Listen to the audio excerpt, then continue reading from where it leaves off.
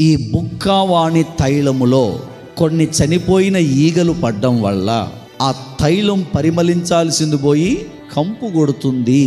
కొంచెం బుద్ధిహీనత వల్ల మన జీవితంలో ఉన్న జ్ఞానం అంతా కూడా తేలగొట్టేస్తుంది. చాలా అర్థంతో కూడిన మాట భక్తుడు రాశారు ఇక్కడ. దీన్ని మీరు ఆత్మీయతతో ఆలోచిస్తే బుక్కావాడు అనేటటువంటి వ్యక్తి ఎవరికి సాదృశ్యంగా ఉన్నాడు అంటే దేవుని బిడ్డకు. ఎవరికి? బుక్కావాణి తైలం అన్న చోట దేవుని పిల్లలకు ఇవ్వబడిన తైలము అని చదవండి. ఆ మాట చదవండి.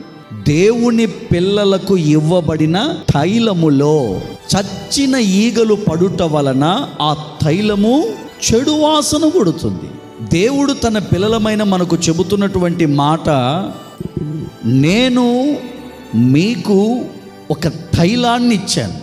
ప్రార్థన అనే తైలం కానీ, పరిచర్య అనే తైలం కానీ, విశ్వాసం అనే తైలం కానీ, సాక్ష్యం అనే తైలం కానీ, అభిషేకం అనే తైలం కానీ నేను మీకు ఇచ్చాను.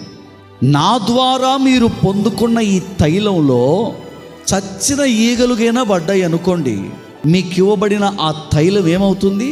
కంపుగొట్టే పరిస్థితి ఏర్పడుతుంది. అంటే సంఘం, దేవుని పిల్లలు ఏం చేయాలని దేవుడు కోరుకుంటున్నాడంటే, నేను మీకు ఇచ్చిన తైలంలో చనిపోయినటువంటి ఈగలు పడకుండా, చనిపోయినటువంటి ఆ అపవిత్రమైన ఈగలు పడకుండా మీరు దాన్ని కాపాడుకోవాలి.